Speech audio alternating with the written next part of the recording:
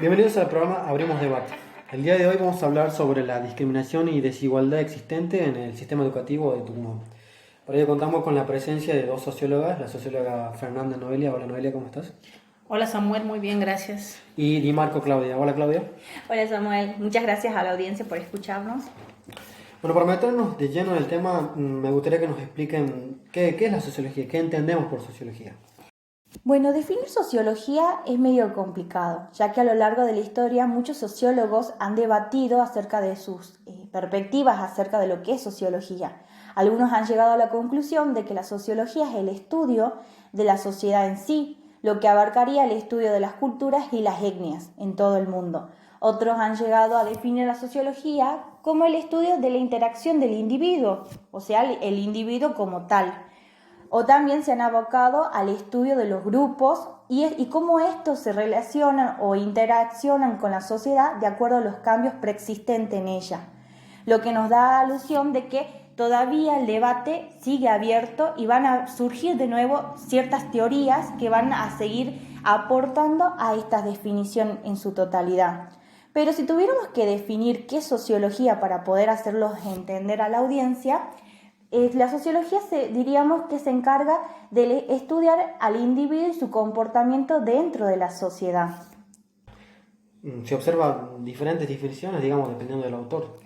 Exacto, como bien estaba diciendo, los sociólogos a lo largo de la historia van cambiando sus perspectivas acerca de lo que es sociología, así que llegar a decir que hay una sola teoría o definición sería erróneo. Una definición de sociología sería demasiado abarcativa, digamos, para un tema tan grande. Sí, es verdad. Bueno, ¿cómo podríamos explicar la desigualdad preexistente en la sociedad? Para responder a tu pregunta voy a tomar como punto de partida los estudios realizados por dos sociólogos, Massiones y Plummer. Estos, en su libro Sociología, hablan sobre las desigualdades y diferencias sociales. Ellos nos dicen que tanto las desigualdades y las diferencias sociales forman parte de la vida social del individuo.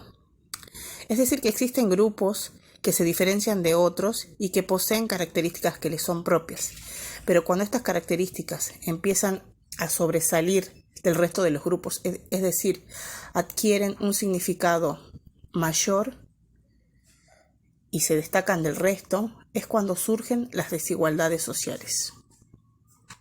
Y retomando un poco lo que dijo Noelia, es muy bueno recalcar el tema de las diferencias, ya que estas muchas veces no son notorias, pero sí existen en las sociedades, y con el pasar del tiempo se fueron complejizando aún más. Para tomar como ejemplo, me gustaría recalcar lo que pasó en las sociedades prehistóricas. Desde un principio, estas sociedades fueron desarrollando ciertas categorías entre los individuos, pero esto no significó que había individuos por encima del otro, sino que todavía seguía existiendo lo que era la reciprocidad. Entonces nos preguntaríamos, ¿qué es la reciprocidad? La reciprocidad es la ayuda mutua entre todos los individuos, donde ninguno estaba por encima del otro, sino que había una armonía de relación y se ayudaban entre ellos. Pero con el pasar del tiempo, y acá me gustaría recalcar mucho lo que dice el pensador Émile Durkheim en su teoría La sociedad mecánica, las sociedades fueron industrializándose, dando paso a que exista esta estratificación social que hoy existe en la sociedad, donde unas personas se coloquen por encima de la otra, dando lugar a que existan las discriminaciones y desigualdades en todo ámbito social. Podríamos decir entonces que la desigualdad ha ido evolucionando junto con el ser humano. Exactamente, van evolucionando dependiendo del paso del tiempo. Entonces, ¿cómo se trasladarían estas desigualdades al ámbito educativo? Bien, para responderte a esta pregunta, vamos a tomar el ejemplo de las desigualdades socioeconómicas. Y vamos a seguir con los estudios realizados por los sociólogos Massiones y Plummer. Ellos dicen que los ricos y los pobres no crearon las diferencias sociales, sino que estas diferencias están incorporadas en ellos como un gen. Es decir, que ellos ya nacen con esa condición y la aportan y la llevan a todos los ámbitos en los que ellos se desarrollan. En este caso sería el sistema educativo. Estos individuos ven diferente a todas aquellas personas que no posean la misma condición socioeconómica que ellos. Y para ejemplificarte más el ejemplo, vamos a tomar aportes de Goffman. Este sociólogo habla sobre el estigma y dice que el estigma es una marca, señal o atributo profundamente deshonroso y desacreditador con el que se cataloga a una persona. Es decir, que una persona pasa de ser normal a ser catalogada como diferente o inferior. ¿Cuáles son las características de una persona estigmatizada según Goffman? Bueno, el autor la define en 3 categorías. En primer lugar encontramos las deformaciones físicas que corresponden a todo el sistema físico-motor. En segundo lugar encontramos el defecto de carácter, que son personas con perturbaciones mentales, conductas extremas, por ejemplo, la tendencia al suicidio. Y la más común, que son los estigmas triviales, que corresponden a pertenecer a una determinada raza, nación, profesar algún tipo de religión específica o formar parte de un grupo social específico también.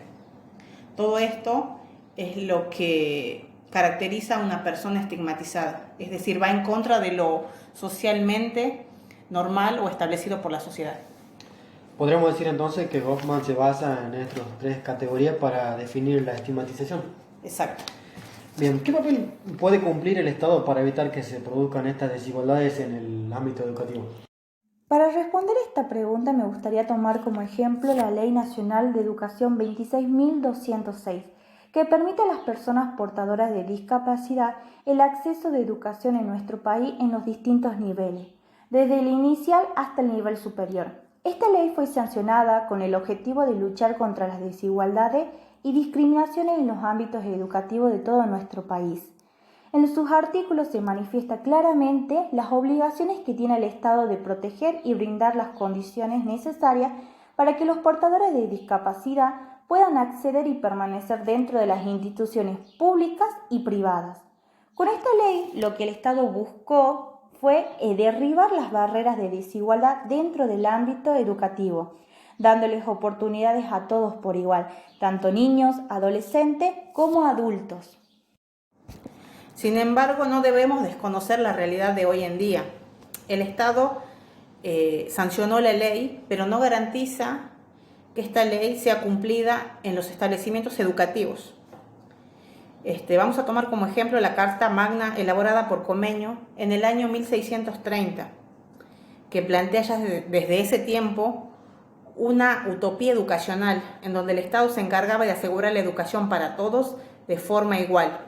Es decir, que desde hace tiempo se buscaba romper con esa desigualdad en el sistema educativo, pero como vemos hoy en día sigue siendo una utopía. Podríamos decir entonces que el Estado puede brindar las herramientas, pero si no hay una concientización o un cambio de mentalidad general, todo quedaría en la nada. Exacto. Sí. Bueno, nos quedamos sin tiempo. Les agradezco a las sociólogas Di Marco y Fernández que hayan venido al programa y a la audiencia por habernos escuchado. Nos vemos en un próximo segmento de Abriendo Debate.